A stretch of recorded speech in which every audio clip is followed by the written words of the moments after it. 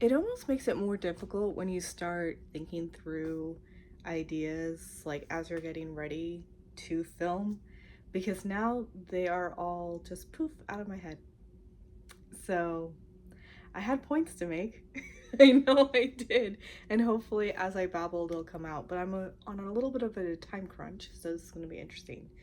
But anyway, hi YouTube friends, it's Trish here, and welcome to my little corner of the internet. I find that if I just start having a conversation out loud to my phone, it's a little easier for me to actually get started into the video, so don't mind my babblings. Anyway, I am behind on doing this video, partly because I've been editing my Once Upon a Time reactions, and I'm trying to figure out a bit of a schedule. I'm really slow at editing, which doesn't help matters. And of course there's like actual life going on as well. So I'm working on it. I'd really like to keep it a scheduled thing, but I don't have that yet, so stay tuned for that. This is more so, I know that they dropped a Bridgerton sneak peek this past week. My friend sent me a post on Instagram about it, and it like registered and then flew out of my mind, as most things do these days. So I was just doing some cleaning today, like around my room and in the kitchen and stuff like that. Anyway, point is, I finally was listening to some of my backed up YouTube content, and I noticed that, oh my goodness, a lot of these people have their reactions up to the Bridgerton sneak peek. And then I go to look at it over here on YouTube and see that this is the second one. There was another one. It dropped 3 months ago, and I'm wondering if I saw it or not. I'm sure I did. 3 months, and my mind is just, it's like, I don't even know how to explain it. These days, things just don't really stick. Anyway, I should probably get that checked out. So, I'm here to watch both sneak peeks, I might as well. And, yeah, chat a little bit about what I'm hoping for in season 4. First sneak peek, season 4 of Bridgerton. Pressing play now. Well, we begin another season. Yay! Welcome to the set of Bridgerton Season 4. Cute! Oh my god. Oh, I love seeing them all together. Ooh, Violet's dress. Beautiful. It is a spectacular night.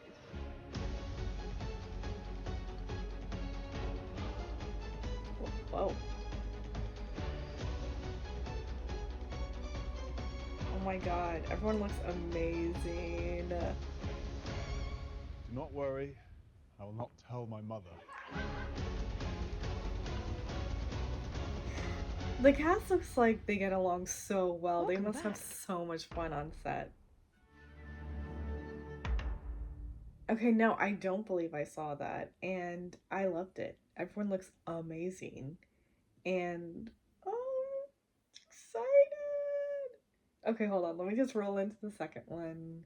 I have watched people do some videos on this, but I have not actually had my eyes on it because, again, I was like cleaning and stuff like that. Okay, second sneak peek, the recent one. I love the idea of a masquerade ball.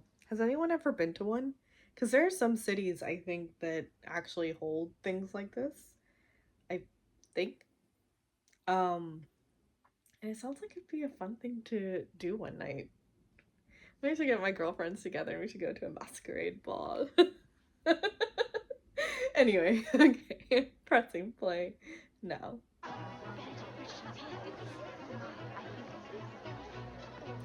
Yeah, is he the only eligible Bridgerton now? Because is Gregory still too young? So everyone's like, it's the last one. Ah, her dress is so cute, so pretty. Aww.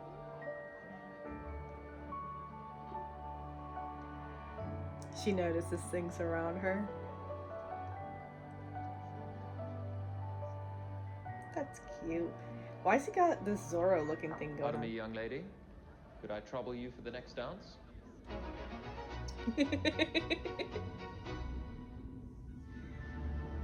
Cute. Okay, I see.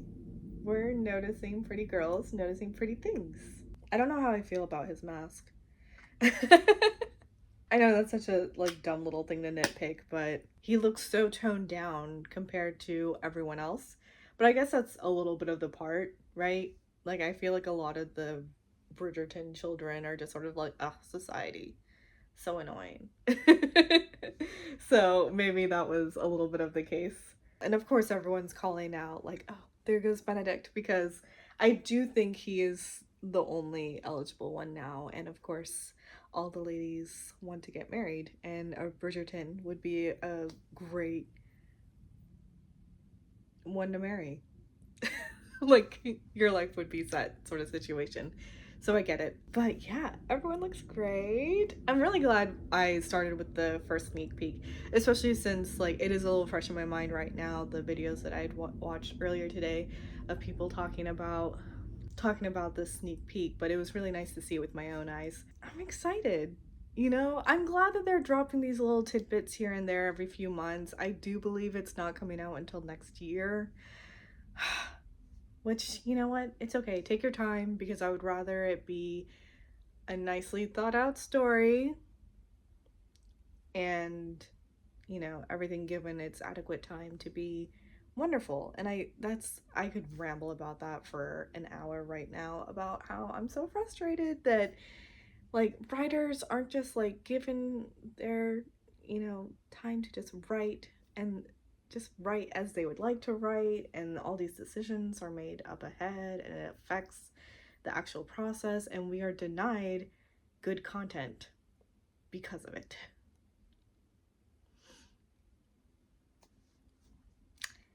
And that's very frustrating. So again, I could rant about that for a very, very long time, but I won't.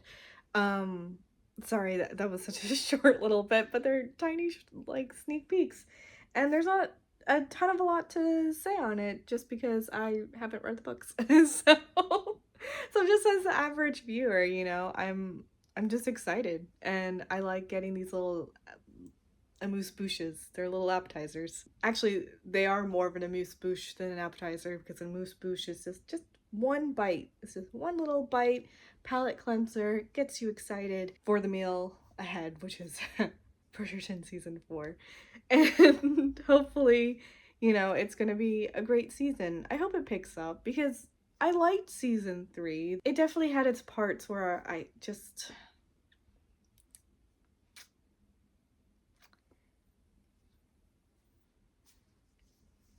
don't like it as much as season 1 and 2.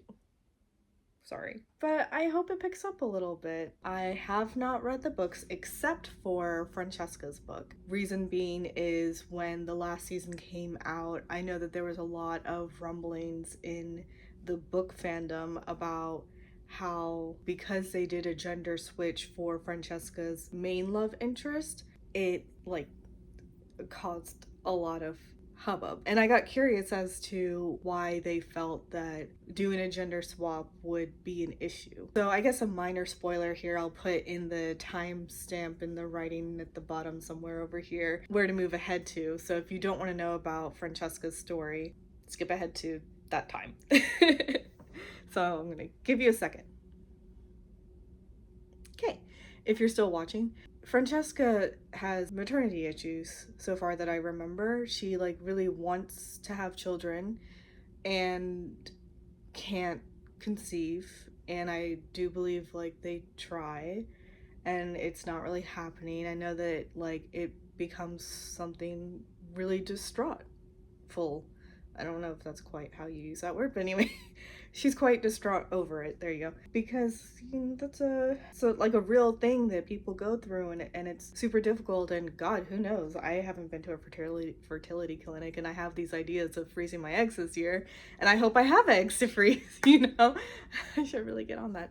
Anyway, so it's a really sensitive topic and something that should be handled with extreme care. In the fashion of changing her main love interest from a man to a woman, there is a curiosity on how you then handle that topic. Obviously, not to say that, like lesbian couples can't have kids. I know that one person could get a donor and actually have a baby and stuff like that. So they could still run into those issues as a couple in modern times.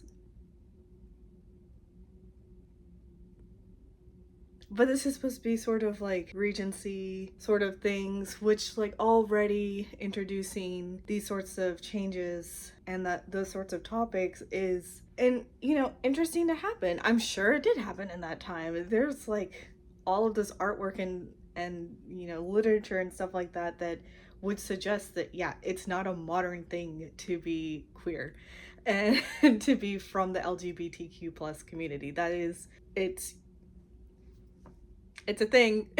It's been around. So I'm not saying for that reason. I really hope that I'm handling this conversation delicately. I would hate to offend anyone. This is just me sort of rambling out loud on the internet. Sort of my thought process behind it, but I can see why there was heavy concern from the book fans about that change. And so anyway, that's why I read the book. And that is the only of the Bridgerton books I have read. Especially because I knew already going into, as season 1 was super popular, I then started watching some videos of YouTubers that do their content around like books that they've read and stuff, and talking about sort of the adaptation to book to adaptation, like how it was handled. I knew that this series, the time period that it came out in, a lot of, maybe not a lot, but anyway, some of the topics are handled in a certain way that was done during that time. I just felt like it probably wouldn't be a series I would enjoy reading as much as I have enjoyed watching it.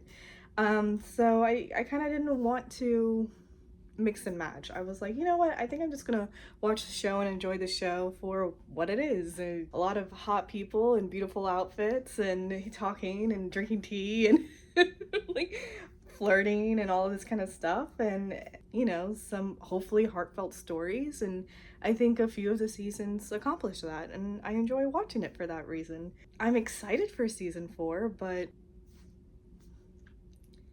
yeah. There's a question. There's a couple of questions, like Benedict, he's my favorite Bridgerton brother. From the beginning, Benedict is my favorite. Anthony won me over in season 2. I was really apprehensive going into season 2 on whether I was going to like it, because Anthony season 1, oh my god, he was so annoying. He had such a punchable face. Like, just except for the one moment where him and Daphne are having milk in the middle of the night. That was a really sweet scene. But outside of that, I was like, Anthony's really annoying. But they won me over, of course, in season 2. And now he's also, one of my favorites. He's right there up next to Benedict. I don't know, because Benedict season 1 and 2, I loved. Benedict season 3, I was confused. I was on board with the stuff. Him, sort of exploring his sexuality, or, sorry, it's right behind me. Benedict, we were talking about Benedict. The changes. Oh, and granted, I haven't read the books, so I don't know about Benedict's storyline in the books leading up to his own book, and then what's about to happen, other than I know it's like loosely a Cinderella-esque story, which, how cute. So, there's another plane, I'm sorry. They really do break my flow. And I know that someone has commented before that they don't really hear the planes. This one maybe not as bad as the other one was, but sometimes they are so loud to me that it's like I can't talk over them. So I just wait, and then it does break my train of thought, and so I don't mind that he's exploring in that way, but I'm confused as to how they're going to take this moving forward. And again, I am, so far that I know, I am not part of the community, so please take this with like half a grain of salt. I almost feel like I'm scared to say something that's not gonna maybe be taken well, but it felt kind of callous, I feel, because okay, okay. Oh god. Am I really gonna try to talk about this?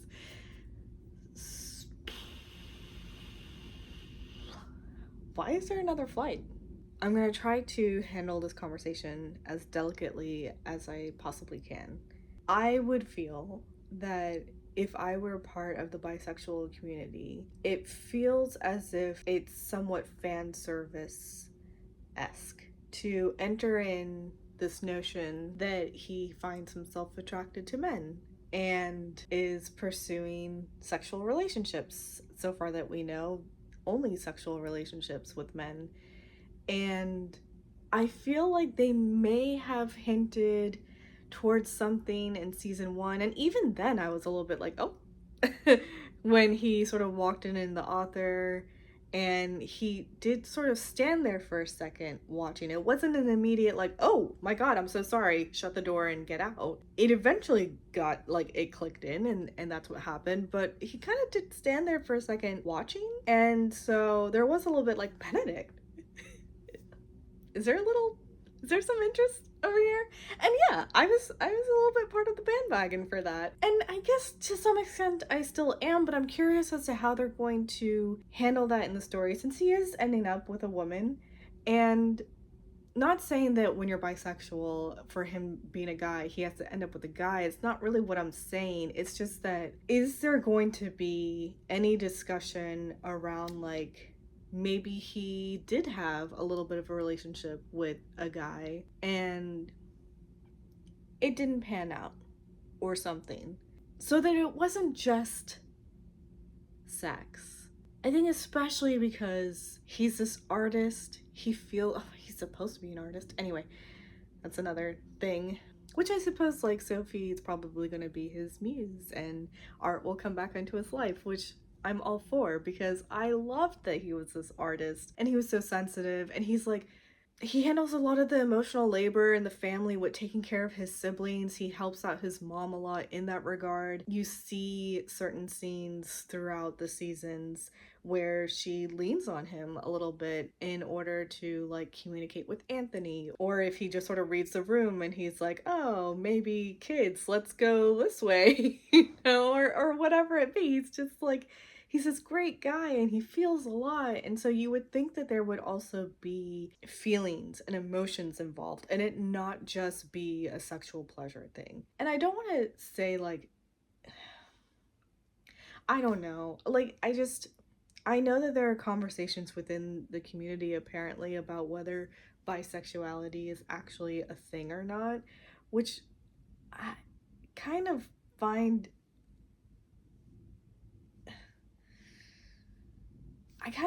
that unfair. The reason why I say that, I feel like there's so many arguments that happen where these like ultra narrow focused individuals will, like, guys will walk up to lesbians and be like, oh, it's just because you haven't had the right man and stuff like that. And that's such a dumb comment.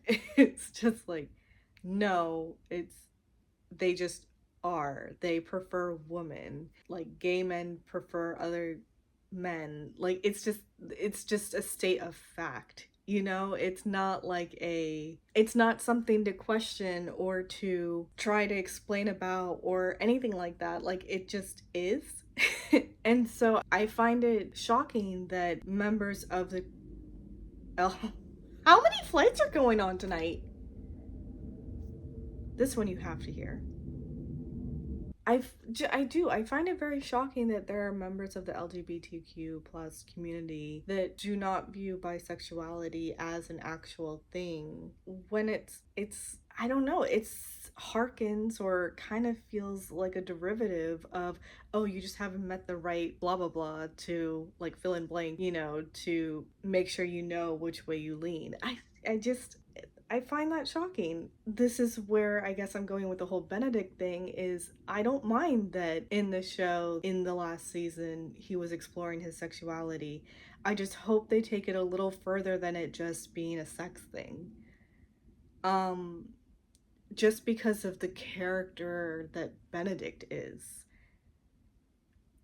This ultra like sensitive individual. He feels deeply and profoundly. He's honestly a true artist of a soul, and I do feel like us art people run a little differently, you know. I think we feel a lot. Not saying that analytical people don't feel. I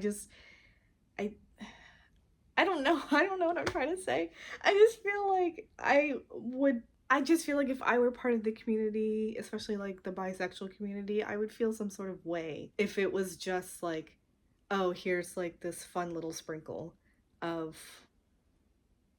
Benedict having sex with a man, you know, just some eye candy for a minute, and then here's his love. Just feel like it would be a little fan servicey. So anyway, I guess I'm saying that I hope there's a little bit of discussion. Either he opens up to Eloise about it, or he's still friends with God, what was her name? The blonde hottie. I just she was a little eccentric, but she was cool. Anyway, whether he's opening up to her about it, maybe maybe in the interim between the two seasons in that time frame, he maybe did meet a guy and had a relationship. And for whatever reason, not anymore. Or they open the season with him in a relationship with someone and then not anymore. Although I feel like that would be a lot to tackle in like 8 episodes. I really hope that I generally don't do my explanations amazingly sometimes, and I hope I phrased it in a way that was understandable. Basically, please don't hate me. Just I'm an ally, and I'm just putting myself in the shoes and just feeling that some decisions may be a little questionable, and just a curiosity on where they're taking it. And you just hope that these things will be taken care of delicately. There's so much content out there right now that does, I think, handle these sorts of topics very nicely. But the vast majority of content out there, especially this sort of mainstream-esque stuff, I feel like doesn't handle these topics delicately. And that's very unfortunate. And I would hate to feel icky as I'm watching something that's supposed to be sort of just fun times. You know, it's just supposed to be heart swooning, and I don't think that's asking too much. And these actors are all so great that truly I think this content could be magnificent. It could be wonderful, and I hope it starts leaning that way again, because I think it started off quite well. I hope they continue with that, and we'll just have to see. So I guess I'll see you at the next snack peek. Snack peek? Is that what I just said? At the next sneak peek drop from Netflix for Bridgerton season 4. So that's about it. Comment down below on what you think. I am really very sorry if I said anything offensive. I hope I handled those topics delicately. Those were some thoughts running through my head. And I figured, let's put it out into the ether, I guess. But anyway, I'm curious to hear what you think and what you're looking forward to most. And yeah.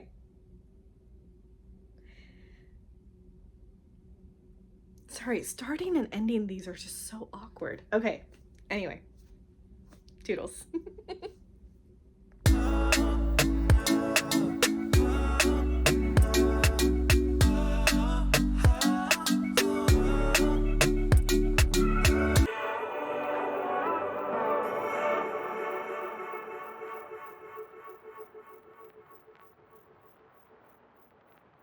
I haven't even gotten into viewing the sneak peeks. I guess I just automatically started talking about the season. I really am such a yapper. That's why I'm here.